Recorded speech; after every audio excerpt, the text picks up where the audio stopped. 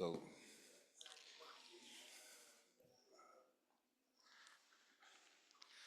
welcome, Risa.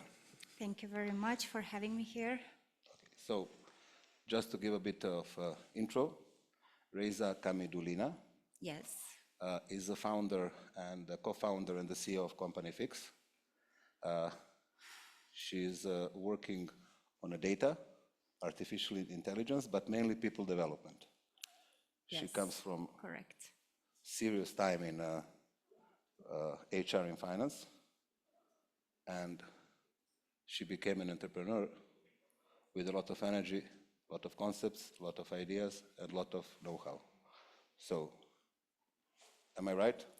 Absolutely right. And I would like just to mention, just kind of to support my standing here, is that my partner and the founder of Fix is Professor Branko Rošović, and you had the pleasure to hear him speak this morning.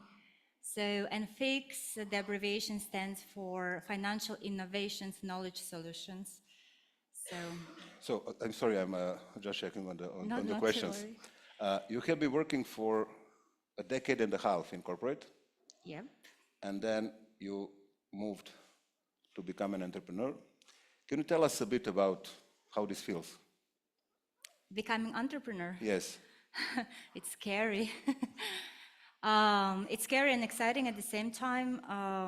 I have to say that even being part of the corporate world, I always had this entrepreneurial spirit and the desire to make something. And when I came to Italy, for instance, started heading the function, our portfolio of projects grew from 4 to 36, because this is the desire to create.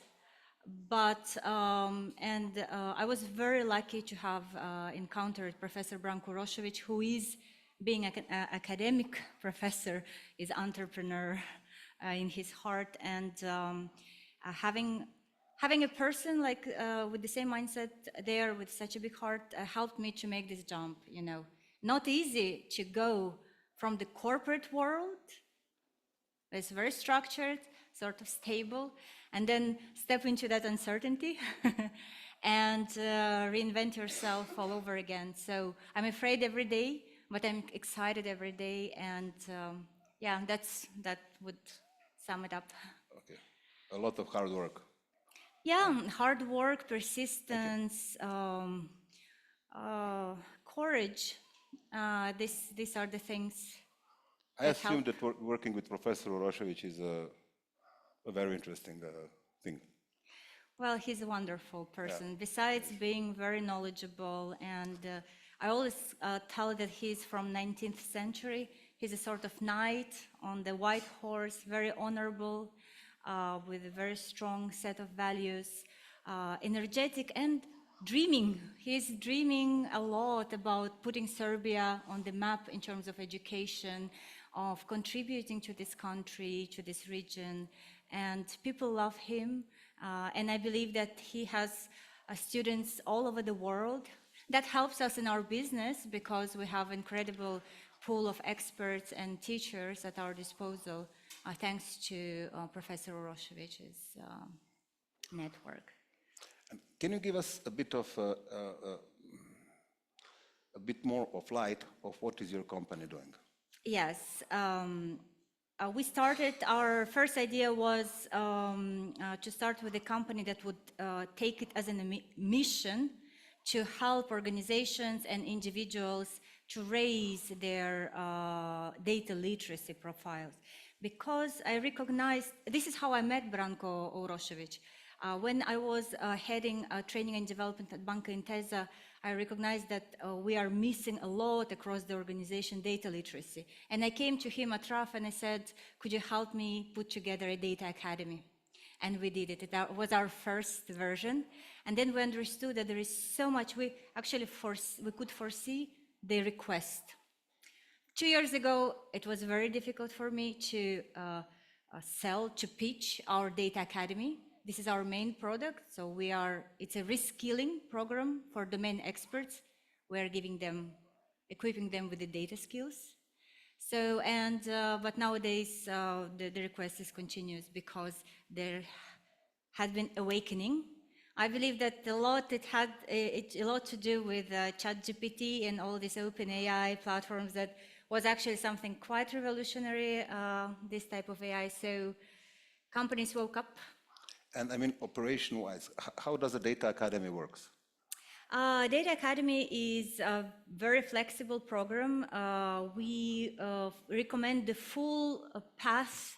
It's modular, and we start from introduction to what is data science, how data science enters into business. So we are starting creating a common language, because the biggest problem, not the biggest problem, the biggest opportunity for the companies is that they're continuously looking and hunting for data scientists, for hot machine learning engineers, and so on. They find them a lot in academia, and then when they bring them into the company, well, we have a problem, because them and the business, they just don't speak the same language, right? So what we are doing, we're saying, hey, guys, why don't you equip your domain experts? Because machine learning engineer, the best one, without understanding the business, you know, it's not going to work. And the statistics show that 80% of the machine learning models that are being developed by the data teams within the companies are not being used at all. So, and what we are doing, actually, we are building the layer in between, layer of translators between the data scientists, AI scientists, and the business. So, coming back to our academy, we start with this introduction and building the understanding. Then we go into building different skills. We work with Excel, we work with Python, SQL, and so on and so forth. So in order to really give them the technical skill, but every time through module to module, we introduce and we keep introducing what we call data scientist mindset. Because people, especially in the banks, are very much attracted to learning hard skill, like technical skill. Just show me how to do my report better. And what we are requiring for them to do, to think more creatively about the data that they have. And because data science and AI requires a lot of conceptual thinking and abstract thinking, and there we have the little bit of a problem, let's say, and where the scientists have problem with the domain experts. And then we teach them all the skills that are necessary to effectively manipulate data. They understand what data quality is, how to manipulate it, what are the platforms existing there. And then we come to the point where we are teaching them how to effectively use AI solutions in their business. And for those who want, we teach them machine learning itself. And I have evidence of people coming to our courses at the beginning and not knowing how to use Excel, and at the end of 8 months, they do simple linear regression models in Python. And the transformation happens at a certain point when it clicks, and they say, wow, that was not scary at all, it was simple, actually. But when you pitch to the clients, are they afraid? Yes. So there are, because we are also consulting on AI solutions, that is very organic for a company that does education at the end of the day. We're consulting our clients, companies, biggest banks in the market, on solutions as well. So we have two counterparties, usually decision makers, and people who come to our courses who are middle management and senior specialists, let's say. So, and they have two different fears. So, and one fundamental. So decision makers, let's see the C-suite executives, they, believe me, all the banks now and all the companies have somewhere in the budget allocated already or prepared budget for AI solutions. But when decision makers have to decide which one to go with, there is so many of them. But there is not one that is so certain, like something, banks like certainty, for instance, something, because it's emerging field. And from one side, there is the urgency to invest in AI, and another side, okay, I don't understand where exactly to invest, there are so many, and the other concern of decision makers is that the teams within the companies, they they will not be able to really help the landing of the project because there is no skill.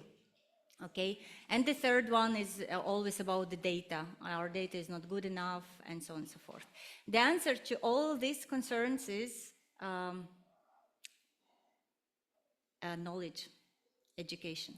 So I will be back to this. Then we have people who are coming to our courses, and they often ask, oh my gosh, is AI going to replace me? Well, I am asking, what is it that you are doing? Reporting. Okay, then do you really, really love your job? So you're afraid to lose it? Are you in love with it? No, it's boring. But could AI help you make your work better? Yes, it could. So what we are teaching them, actually saying, no, AI is not gonna replace you. You have to understand how to effectively use it to be better at what you do. This is number one. In the long run, it's gonna replace all the jobs that are more repetitive and everything. And this is something that we are honestly also sharing as, and that's why, let's say, upskilling and reskilling is very important. And there is a universal fear for everyone, but it's more concerned to artificial general intelligence, that super smart, super intelligence that's going to take over, like Terminator, Skynet scenario, and so on and so forth. And well, here we always have the answer that, okay, we are not there yet. AI, if you understand it, it's quite simple yet. Will it go in that direction? Quite probably it will, towards like a super intelligent machine. And then what is the role that we are playing, each and every one of us, to make sure that that Skynet scenario is not happening, right? So, and believe me, each and everyone who works with AI makes the difference nowadays. But in a finance field, to Yep. give you an example, a couple of years ago, the first bank in Serbia, I believe it's the same in the region, have opened branches, majority of the branches without cashiers, right? Yes. And whether the system works or not, it's an efficient thing. On the side of valuation business, especially in real estate valuation, where we'll have like a lot of discussions tomorrow, there is the automatic valuation models that practically are developing very fast and uses the same algorithm or the same procedures as a human being. So there is a certain level of especially for the within the finance, it's the same thing with reporting, with accounting. Yes. There is a certain level of I don't want to say negative human impact, but I do believe that the AI and the model of data processing nowadays will decrease the general number of financial professionals, which makes sense for certain professions within the finance to be afraid of it. So how do you handle, and how does your clients handle this kind of situation? How do they explain? Do they do the rescheduling of work, the upskilling? Well, the fear of replacement became much more acute when large language models became available, and we understand nowadays how generative AI, for instance, by itself, is going to impact such functions as compliance, front office, call center, and so on and so forth. This is incredible. This is going to be an incredible impact. Now, however,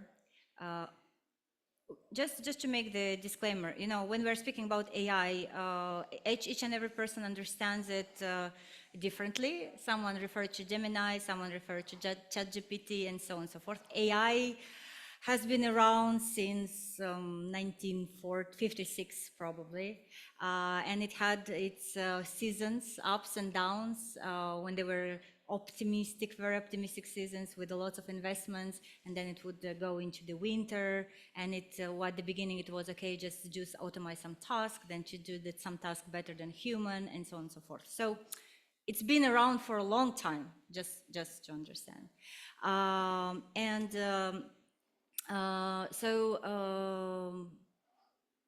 Nowadays, with the generative AI, it's the latest one. The fears became very real in terms of the change of the way you are doing business. But AI in general refers to the very wide range of technologies. AI is a theory itself. It refers to a very large arrays of technologies. It's machine learning, it's deep learning. For instance, Google Translate is an AI, and so on and so forth. So to say that it's been around for a long time, it's been helping people, but it was not somehow perceived as a threat until the recent events. And now, what the companies do, companies, especially financial companies, there is no inside still a sense of urgency, because besides AI, there are fintechs. There are many things are happening. However, financial institutions are still enjoying a sort of quiet period in their life. So, because I bet 70% around of the employees who work in the bank, I refer now to Italy and Central and Eastern Europe, have been with the bank for 20 more years. So there is not so much turnover, it's closed system, and the things are happening in certain ways for a long time. Now, some urgencies started appearing, people are asking, they are afraid, and the companies, the first thing that they do invest in education and reskilling. Okay. So, and because still for quite a long time, I would say for the next at least 5 years, that drastic change is not going to happen, because the AI, the existing models, even explainable AI and generative AI, they need a human co-pilot. When you're referring, for instance, to the same evaluation, right? That's correct. There is the algorithm, and the dirty job, the calculations can be done and must be done by the machine. However, in all the lectures that I listened to from the previous lectures, there is always this element of intuition, going into the depth, understanding the people, understanding better the investors, the buyers. So till buyers, investors, employees are people, people will be needed. But for those people who are doing very repetitive jobs, I would really encourage them to go and do some upskilling on reskilling, and be very real about what is going to come. I don't know if I answered it, and please jump any moment, guys, as well from the audience. But just take the mic because of the people that are online, please. Okay, I've generally got a loud voice, but I'll give it a go. I mean, I agree with everything that you're saying. I mean, particularly we're looking at it from a standard setting point of view. Actually, we don't see AI as a threat. We believe that it will allow us to do a better job, because the number is just the beginning. It's the first step of any valuation report. What the client is really interested in is all the knowledge and the market commentary behind it. But I know that when we were chatting earlier, and it very much fits in with the international valuation standards that I'll be talking about tomorrow, so a little prompt there for all of you to come and listen. But we actually say at the moment that no valuation model without a valuer's professional judgment can produce an IPS compliant valuation. And I know that when we were chatting, we were talking very much using the analogy of a co-pilot. So the valuer will still need to be involved in this process, may also need to do checks on the model. We also have the situation of rubbish in, rubbish out. I defy anyone to show me the data that a model could have used during the height of the coronavirus. So I just thought maybe these were some concepts you might want to elaborate on. Thank you. Yes, rubbish in, rubbish out. Number one concern for all the companies who are working, who are thinking about implementing artificial intelligence. Now, another threat. Let's say that you have a perfectly clean and beautiful data that you are feeding into machine learning, and still, for you, consider neural. It's like our brain, right? And everybody heard about hallucinations. But any number of things could go wrong there, and you have the output.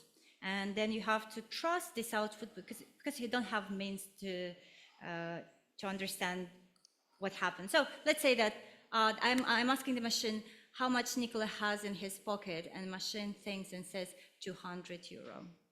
Okay, now I have no idea whether it's correct on what does it mean from the business point of view. And that's why there are techniques like, for instance, explainable artificial intelligence that provide transparency. Explainable artificial intelligence, and we do work with it, we provide solutions based on that, will tell me, Nikola has 200 euro in his pocket because actually he had 500 euro, but he spent 300, 100 in the pub, and 200 on the very expensive shoes. So these things, the transparency, it's resolvable. It's resolvable. What stands before that? Before we go into explainable AI, generative AI, any kind of an AI, people in the company, the understanding from the C-suite what artificial intelligence actually is, how it actually can be used in the business, where to invest, how to prioritize, and people who are supposed to work with the data, to work with this machine and everything. So that's the, yeah. I mean, it's a bit spooky. You are checking. It's a bit spooky. I have exactly one bill of 200 euro in my pocket. Well, our machine, our explainable AI machine works. I have the direct connection through my chip in my brain. No, to say, so we need really, we need to do the heavy load to do the thing. We have to make sure that people in our companies, they are literate. They can make sure that the data is properly prepared, that they understand what does it mean, machine learning, AI, how to talk to data scientists, to AI scientists, what kind of business problems should I resolve, and then ultimately really to understand which kind of solution I should look for. Or better, to understand which solution of those many that I have, like peaches on my table, which one is the best to go with. If I can ask something that is out of finance. Yeah. I work a lot with the young people from a political economics and anthropology side. And I see a lot of differences, this is something we touched base once, Yep. in between the mindset of Generation X, the millennials, the Generation Y, and now the Generation Z. There are tremendous differences, although we are all humans, but tremendous differences in how we perceive the world. And when I look at my kids, sometimes, I would give them the phone and ask them to explain me how it works or how something. Same with my mother. She called me, then I put my glasses, then I don't see again, then I, try to find it on the TV, then I don't know how to use the remote control, or I really need to struggle with it. So when you look at the, old people from, I don't want to put ages, but old people, do you think that AI and what we are doing with the development of this high-tech life model, isn't this a bit, what was the English word, senecidal, which means that we put the older generation, we completely disqualify them from the general lifestyle of a modern world? That was not planned, this question, sorry. Yeah, I understand what you're saying, but on the other hand, I see that in so many ways, AI in the future, when it becomes what it's going to become, hopefully, is going instead help making their lives much better and easier. Okay, Yep. so there is not such a thing. Otherwise, if we think that way, I am discriminative towards my late, for instance, grandparents. It's normal and it is happening. And as regards the generations, oh, I know. I mentioned that the average tenure in a bank of an employee is 20, 25 years. And in Italy, people work in the same bank for the whole life. And here as well, for instance, in the region, like, and so, and then it comes the young people, like Generation Z, right? And they don't want to do what those generations are used to do, and they say, okay, we always did it this way, right? So, and there is this clash, but I believe that a lot is being done in order to smooth those clashes and differences, because there is an incredible value in Generation Z that they bring. However, that generation is not very much interested in working in a bank because, well, as we were saying, it's a very conservative environment. So, and no, I don't think that it's going to impact them badly. I rather see it as so many ways in which lifestyle and quality of life can be improved using AI. We had, at the beginning of 20th century, I believe, a movement that was called Luddism. I don't know whether people know it. It was at a point of industrial revolution when people thought they're going to get replaced by the machines, right? So what they would done, what they were doing, is that they would come in the factories in the evening and break down the machines. On the other side, this was the time that when the working week was 7 days working week, 16 hours per day. Yes. Now we are 100 years after this. We have a movement towards 30, 25 hours work from home, etc., etc. So those machines brought us a lot of nice things, a lot of good changes in life. But do you think that people that feel frightened by AI from both dimensions, whether frightened from to take the job or on the humanity side, that AI will overwhelm the humanity, do you think that people can at some point react in a destructive way in the future? Because Luddism was a very destructive movement. Mm-hmm. Do you think this can happen with AI as well? I believe it could happen because especially past 5 years showed us that anything can happen. So kind of keeping my mind open. But what is fear? Fear is a very old and very primitive emotion sitting in our amygdala and makes us behave in a certain way. And like our ancestors, when we have something that we don't understand, there is uncertainty, we get frightened, we get afraid. And the best way to eliminate fear is to take action. Okay, just a little metaphor. If I'm sitting, it's very dark outside, and I'm sitting in my car, and I have my lights on, but I can see only 2 meters in front of me, and then there is darkness. So if I keep sitting, nothing will happen, right? The only way to understand whether around the corner there is something hidden or something is just to drive there. So the same, that's why, you know, data and AI community, especially here in Serbia, are so determined to shed light on what is actually happening. And it's a very strong community, and it's led by beautiful people who took it as their mission. And there is a lot of collaboration, a lot of desire to open towards the businesses, towards other people, so many events happening and so on. So I believe that the only way to eliminate fear for the companies who really have a big amount of people working for them, so it's a quite good percentage of our, let's say, population, so to get to understand what it is.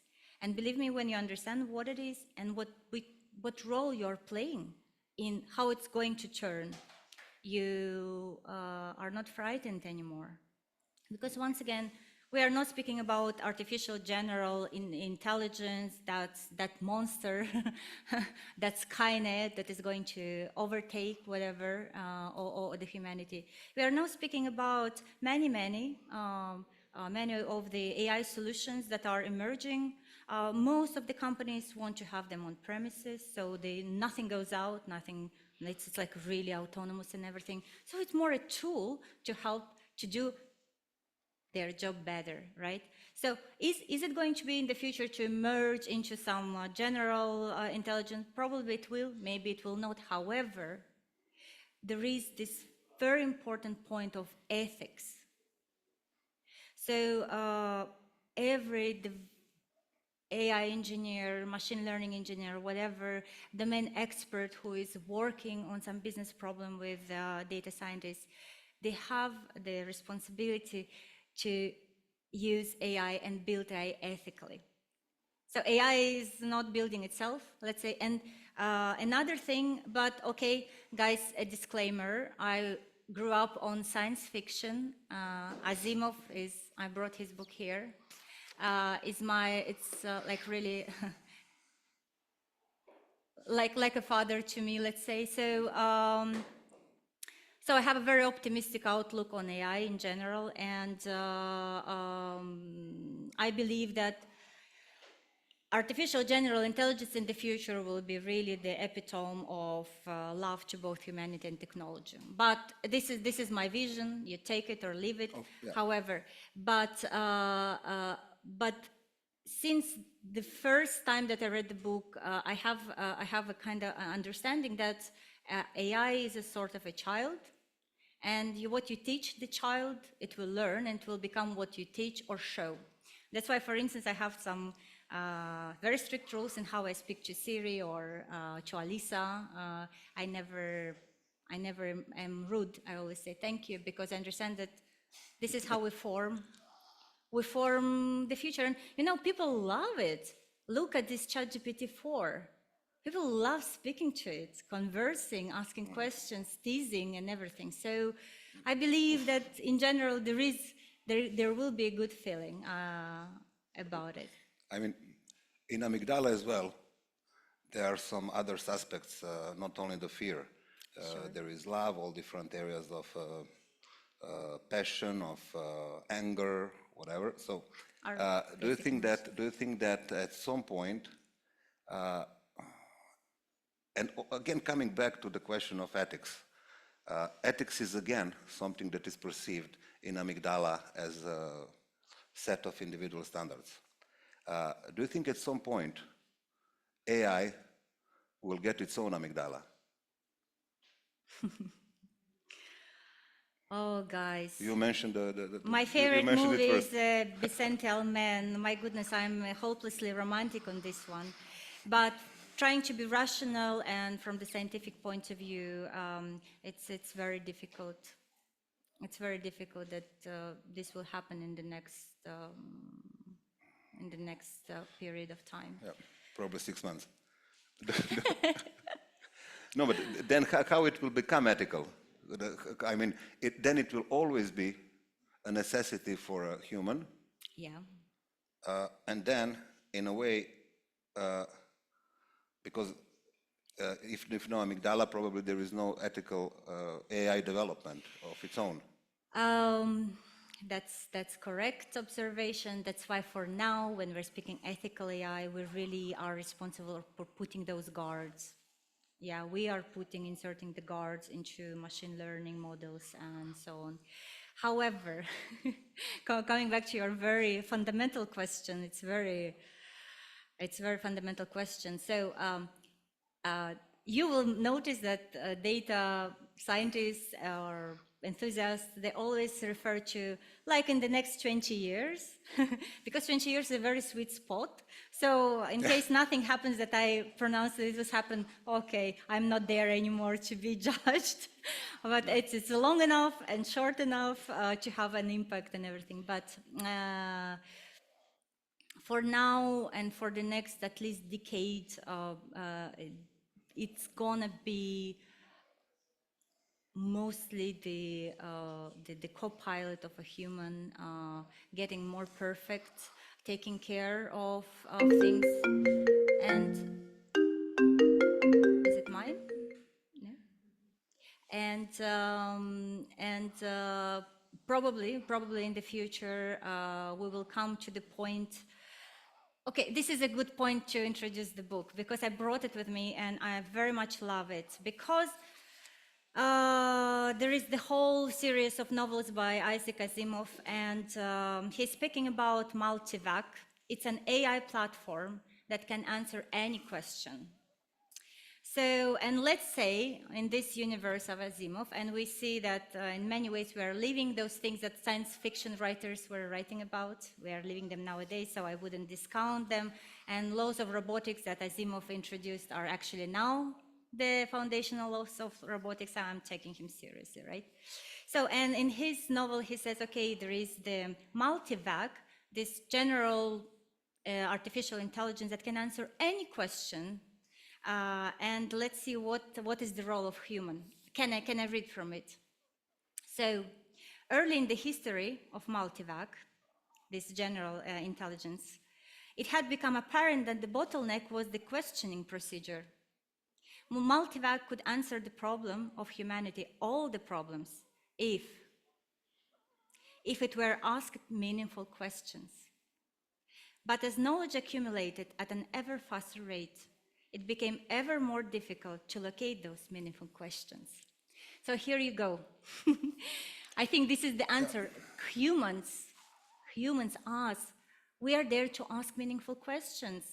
Because if you understand how artificial intelligence works, it cannot do without human.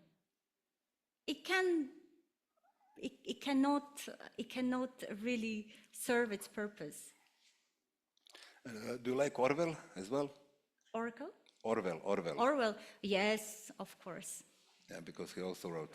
Listen, I really suggest, if I may, suggest you to read the two books of Borstrom. One is Superintelligence, and it's really exploring all the bad things that can happen from discovering the superintelligence.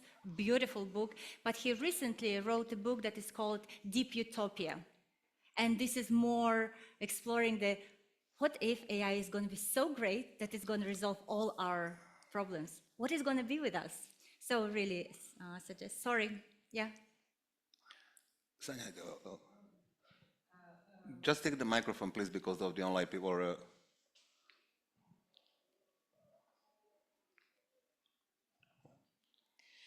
I think that one of the reasons why people suspect artificial intelligence is that artificial intelligence is free. So why someone would give us for nothing something powerful like that? So I would like to hear your opinion about that. Yes. So I believe that you're referring to OpenAI. It's just OpenAI platforms such as ChatGPT. It's actually large language models. But I understood that all the companies use OpenAI for their, and then they have resources, people, and trained artificial intelligence for their purposes. So now artificial intelligence, again, it's a range of technologies, and many of them are coming into some local applications that the company uses or something. So these are being used, but they're localized, they're not free. And if we're speaking about ChatGPT, and especially ChatGPT-4 that is free, guys, it's never free, okay? Because what you are doing is that you are giving data. And I believe that the companies are very much reluctant to use it, like properly, while we as individuals, we can use it really and make our tasks, easier. And but there is always a trade-off. So you are giving away the data. And this is actually the ultimate business point of ChatGPT-4 and OpenAI, for instance. And of course, you get suspicious. However, let's be very honest. How much data do we give away by ourselves? Okay? So very intimate data often. So this is the point. And another point that I believe that in the future, data is not going to be like an oil, something that is, it's going to be like water. It's going to be like a shared resource because, you know, all the technologies, you take it, Emilia is going to speak about blockchain, for instance, it doesn't matter, digital assets and everything. If you drill down it into the, what is the foundation, it's always data. Without data, no technological advancement these days can happen. So it's a concern, I understand that, because you want to think, okay, is it a conspiracy theory? And again, there are so many interesting scenarios that you can explore in those books that I suggested of Nick Bostrom. And